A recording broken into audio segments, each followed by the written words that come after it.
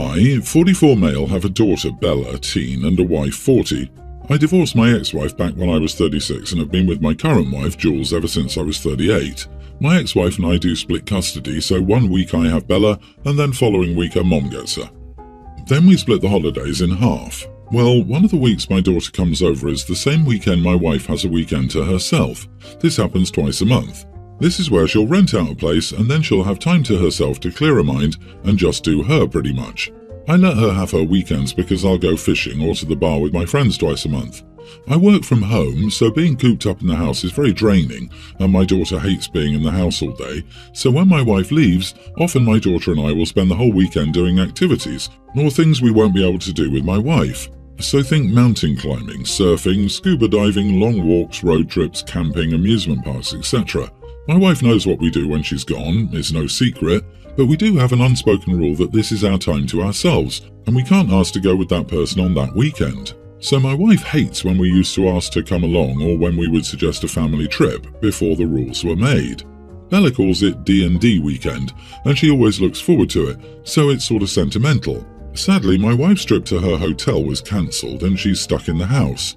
My daughter has recently wanted to go to Mall of America, which is a nice drive from where we are in Minnesota.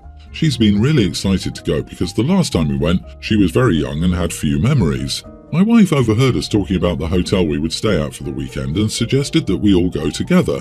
I told her about the long drive and how we were really planning to stay all day. I also explained that this is our daddy-daughter time and Bella really looks forward to it. She said that it could still be D&D, but she'll just be there.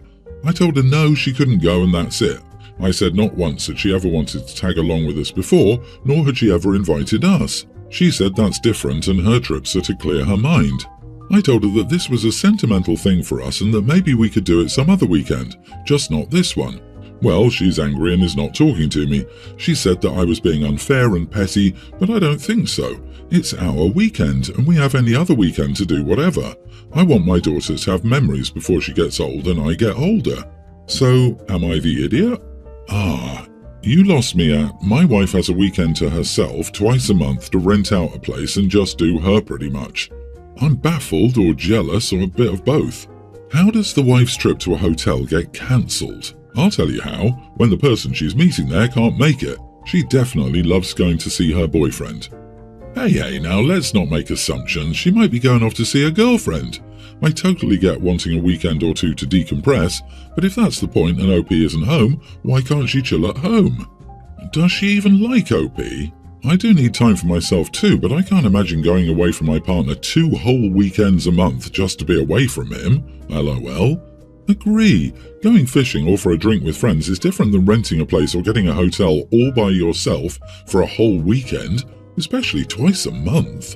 The equivalent would be having a spa day or a night with her friends, or simply saying that she'd like a night at home to take a bath, relax and do her own thing, without you or anyone else disturbing her. I can't wait for the update on this one. Yeah, such an interesting arrangement and one I would feel very uncomfortable with. Is your wife extremely wealthy or something?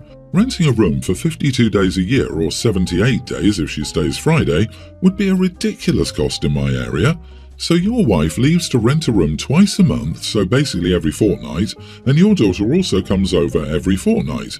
Your wife is also adamant that there will be no family on her trips, but she doesn't mind going on a trip separately with your daughter and you. Very weird dynamics. Verdict? Not the idiot, but this is some wonky stuff. Keep us updated. Mini update. I'll be looking into my wife's weekend trips. Many of you have made points that she could be having an affair. So far, she said it was a mix-up with the booking. She didn't go into much detail about it, but the money was back in our account, so I didn't question it. Thank you all for your advice. I have an above-ground pool in my backyard. It's almost as tall as the fence, so you can see it from my neighbour's deck and many windows. In short, it's not very private. I'm 8 months pregnant and getting pretty uncomfortable. Being in the water helps enormously, so I spend a good chunk of time most evenings just floating in my pool. I wear a bikini to do this because it's about 1,000,000 times easier than fighting with a one-piece. The result of this is that my neighbours get an eyeful of large, pale, wear sunscreen kids, stretch mark covered bellies when they look toward my backyard. The other day, my neighbour stopped my husband when he was on his way out to ask if I could cover up more in the pool. Apparently, they're avoiding using their deck because seeing so much of my body is uncomfortable for them. My husband laughed as if they were joking, and they didn't press, but now they've started giving me dirty looks whenever they see me.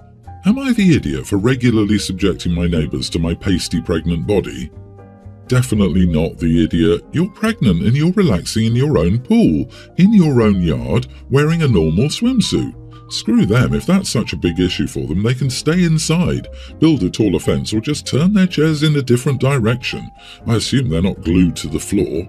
Even if the chairs are nailed down, they can turn their heads and mind their own damn business. Nobody is forcing them to look in any particular direction. Making a pregnant woman uncomfortable for your convenience of being able to look at her and not see her pale belly, or whatever the actual reason is bonkers. Could you imagine your life being so boring that seeing your pregnant neighbour in a bikini is enough to ruin your damn summer? LOL, of course not the idiot. I would laugh my butt off at those neighbours.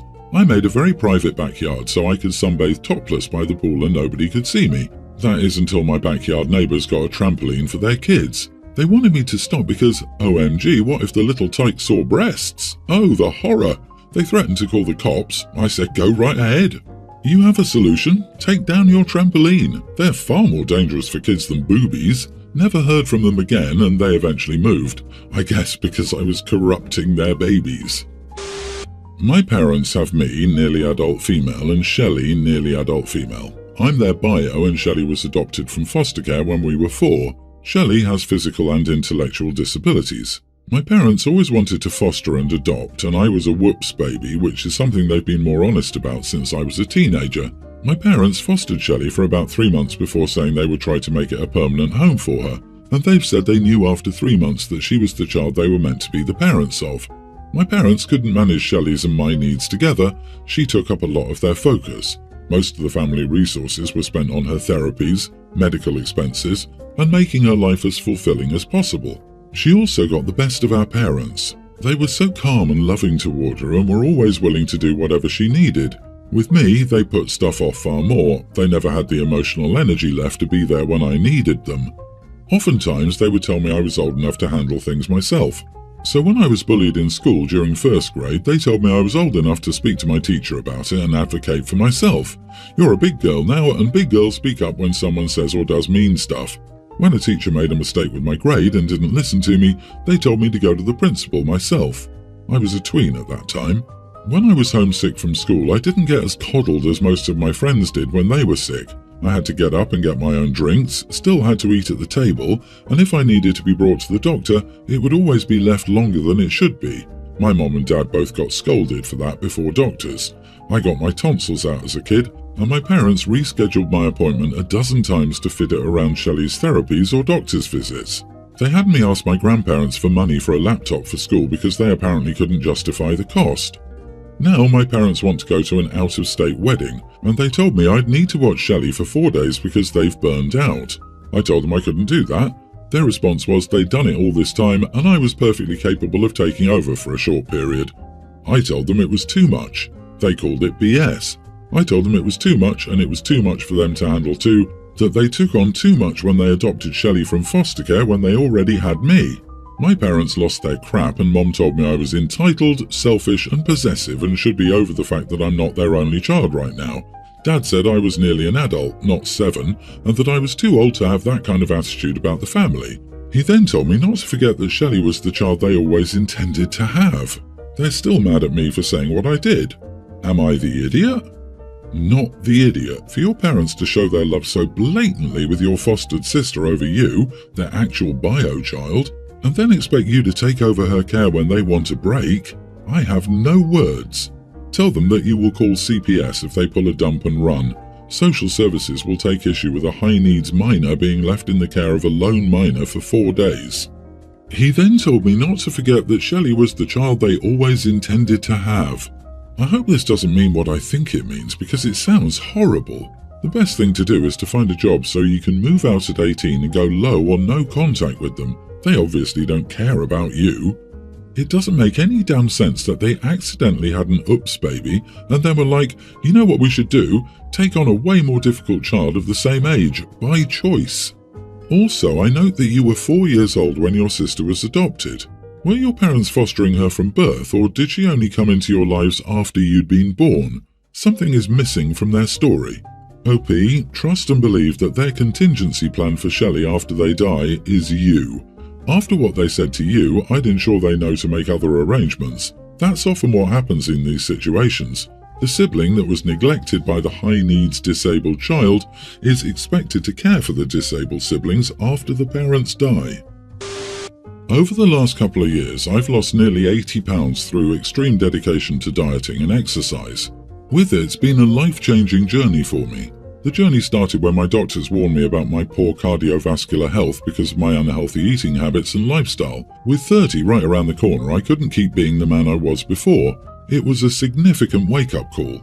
I tried immediately just focusing on going hard in the gym, but I tried lifting weights without eating correctly and pretty much fried my CNS during deadlifts, causing me to pass out at the gym. It scared me. Since then, I've taken my health incredibly seriously. I prep all my meals, which are calculated to meet my daily nutritional needs, and keep a caloric deficit to keep me on track for losing weight.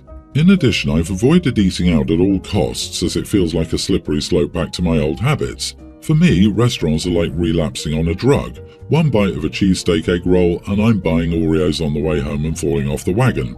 My girlfriend has been supportive of my health journey but hasn't joined me. She still cooks and eats as she did before, which is a lot of food covered in fats and sugars with a lot of calories. I appreciate her cooking, but I can't eat the meals she makes most of the time. It's been a strain on our relationship, but we've managed. So, boom. The conflict arose on our anniversary last month. She wanted to go out to a fancy restaurant to celebrate, and I wanted to make the night special, and I agreed to go.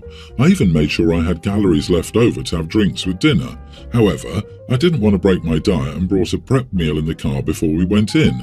She discovered what I was doing and got really upset. She called me an idiot for not putting aside my diet for one night, saying I cared more about my food intake than about our special day.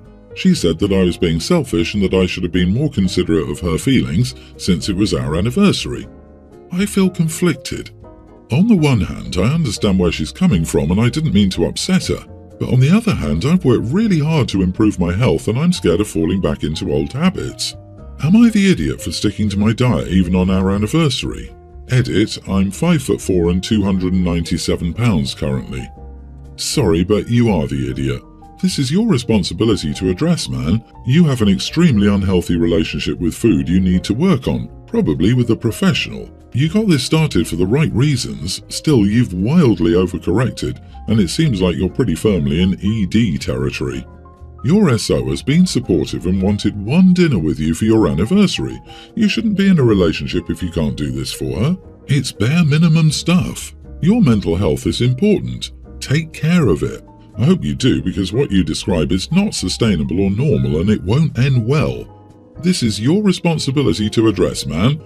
Isn't that what he was doing? He's basically an addict and it makes sense he doesn't want to risk a relapse. The guy was nearly 400 pounds, so he has an unhealthy relationship with food and still needs to lose almost half of his current body weight to be healthy. Food can be quite addictive to some people. His diet is absolutely helping him. Hope he's not the idiot. Exactly. Imagine people talking this way about another addiction. One cigarette won't hurt you. You couldn't have just one shot with her. OP's partner knew about the diet and knew OP had been fighting to get healthy. The girlfriend is the idiot here. She knew that OP didn't want to eat out and still pressed it. OP tried to compromise by eating something in the car in order to be there with his girlfriend and have drinks. Honestly, I wonder if the girlfriend might be trying to sabotage the diet in order to keep OP with her. My 22 female boyfriend, 24, was supposed to come to mine around 8 PM so we could have dinner together. He showed up an hour later and when he arrived he was with a friend. I greeted his friend and asked my boyfriend to follow me into the kitchen. I asked him why he was late and what his friend was doing there. He said that on his way home he ran into a friend, they went to get drinks and when he saw the time he invited him to eat with us. I asked him why he didn't warn me before allowing him to come to eat with us. He answered he didn't think it'd bother me. When I told him that I didn't cook enough for 3, he said that it wasn't too late for me to cook more for his friend. I refused and said no, it is too late for me to cook more for your friend because it's already close to 9:30 PM and I have to wake up early for work tomorrow. He asked what his friend was supposed to eat then, and I replied that he could either cook for his friend or give him my plate, and then went to bed after saying a quick goodbye to his friend. I heard the front door open and shut minutes later, and I fell asleep. When I woke up, I'd received a couple of texts from my boyfriend saying that my behaviour yesterday was very rude, that his friend had felt unwelcome, and that my being mad at him wasn't an excuse for how I treated him. I didn't reply, but now I feel guilty because I didn't want to make his friend feel unwelcome. Am I the idiot? Edit, it's my house, but my boyfriend's often there to eat or stay the night, or both sometimes. We actually were supposed to move in together, but something happened and my mom had to live at mine for a while, so it didn't happen. Not the idiot. Bringing someone over unexpectedly at this hour isn't a minor inconvenience. To someone else's home, too. He doesn't live there. Like, what the heck? The friend at least had the sense to read the room and leave. And while I don't think I'd have accepted that invitation, this is still 1000% on the boyfriend. What he did is rude and so inconsiderate in several ways. So now everyone is in a weird situation because he couldn't send a simple text and check in with OP at any point. I agree, this is a thoughtless boyfriend issue, not an issue with his friend or you. People who show up freaking 1 hour late get burnt dinner or nothing, especially if they bring unannounced company.